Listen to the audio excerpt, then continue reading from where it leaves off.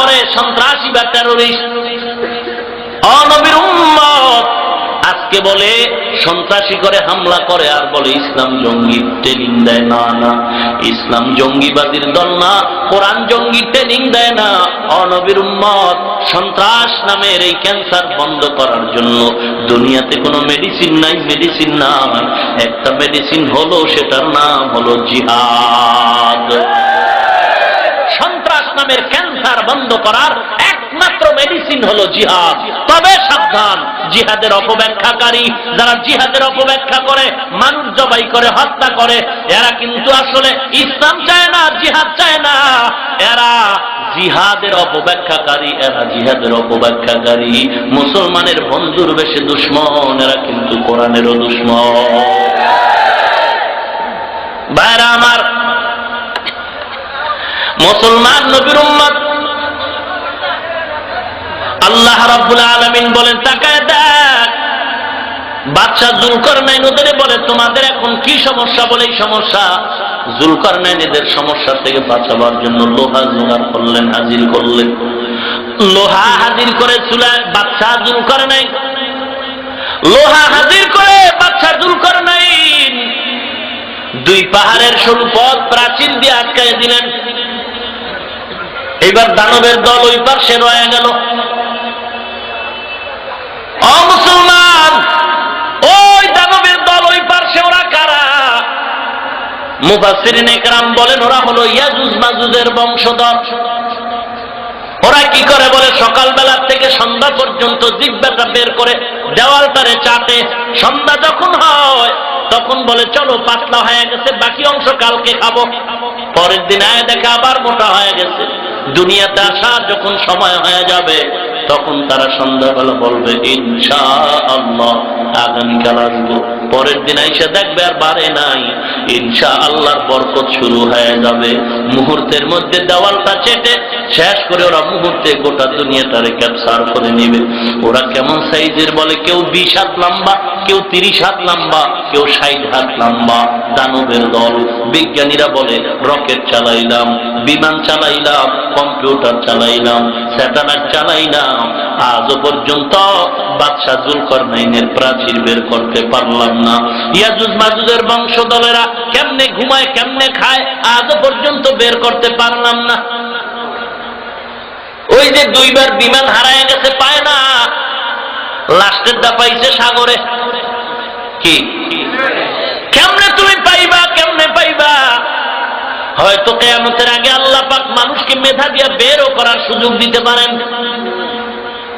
আল্লাহর কুদরতের মাঝে হাত দিয়ে আগানো যায় না। জমিনের কত বেঈমান আল্লাহর সাথে পাল্লা দিয়া জাহাজ বানাইছে, টাইটানিক জাহাজ বানায় বলছিল দুনিয়ার সামুদ্রিক কোন তুফানে ভাঙতে পারবে না। 1 ঘন্টা টাইটানিক জাহাজ চালাবার পর বরফের পাহাড়ে বাড়ি লেগে ধ্বংস হয়ে গেল, টুকরো হয়ে সমুদ্রের তলে চলে গেল। আল্লাহর সাথে পাল্লা দিয়া কেউ পারে নাই, কেউ পারে নাই। ওয়া মাকারু ওয়া মাকারাল্লাহ ওয়াল্লাহু খায়রুল মাকিরিন।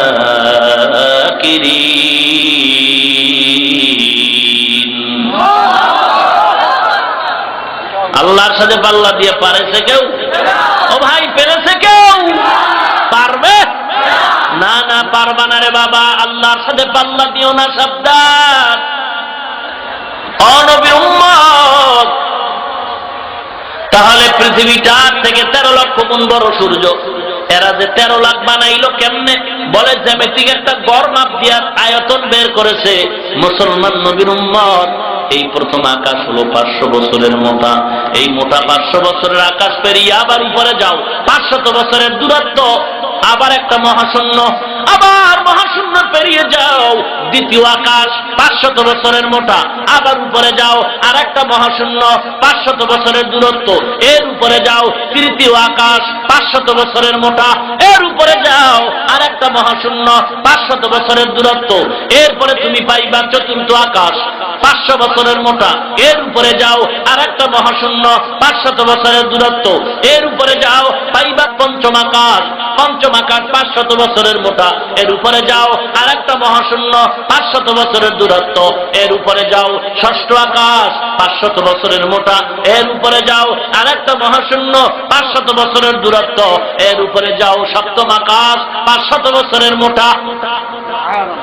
500 বছরের মোটা সপ্তম আকাশের উপরে যাও, আল্লাহ পাক ওই আকাশের উপর একটা ঘর বানাইছেন, নূরের ঘর, নাম হলো বাইতুল মামুর। আল্লাহ নূরের ঘর, ফেরেশতাদের কাবা, ফেরেশতাদের কাবা, ওরা 24টা ঘন্টা আল্লাহর কুদরতে নূরের তৈরি 7 আসমানের উপরের ঘর, নূরের ঘর বাইতুল মামুর তাওয়াফ করে আল্লাহ এমন পজিশনে ঘরটা রাখছেন, মুফাসসিরিনে কেরাম বলেন ওই বাইতুল মামুরের সামনের মধ্যখানে একটা কোন টুকরো যদি ফেলানো হয়, ওই বাইতুল মামুরের 7 আসমানের উপরের ছাদের মধ্যখানে যদি কোন টুকরো ফেলানো হয়, ওই টুকরোটা বাইতুল মামুরের ছাদের মধ্যখান দিয়া সপ্তম, ষষ্ঠ, পঞ্চম, চতুর্থ, তৃতীয়, দ্বিতীয়, প্রথম আকাশ মধ্যখানের ভেদ করে ওই পাথরটা এসে বাইতুল মামুরের ছাদের মধ্যখানের পাথর এসে ঠিক বরাবর দুনিয়ার জমিনের কাবার ছাদের মধ্যখানে পড়বে।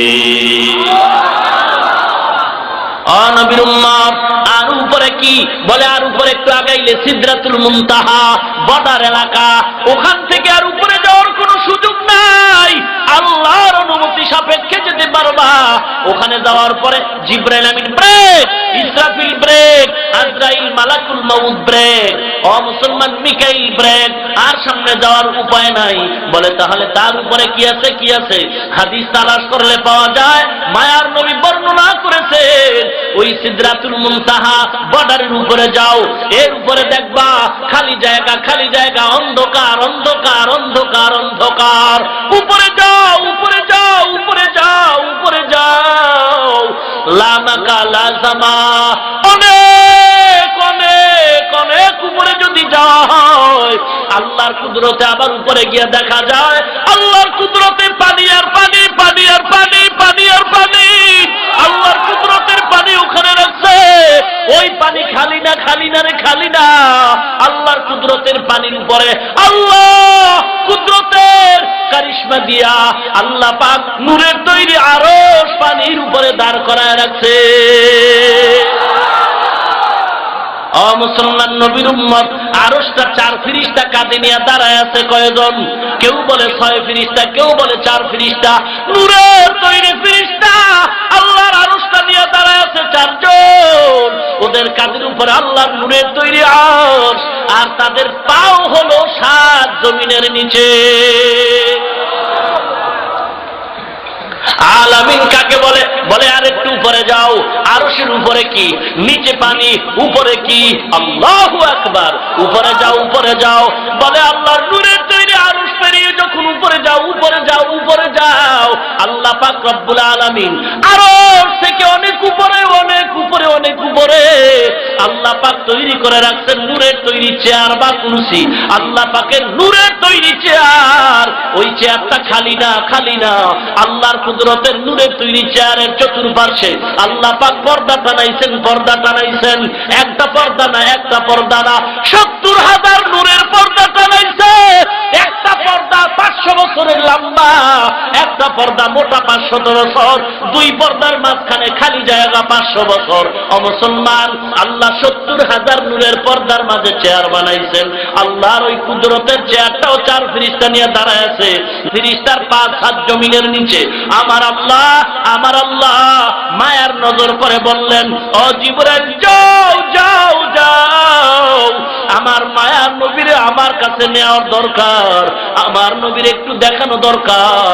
যাও, জান্নাত থেকে একটা বোরাক নিয়ে যাও, জান্নাতের বোরাক নিয়ে পয়গম্বরের দরজায় পৌঁছায় দাও বাইতুল্লাহ।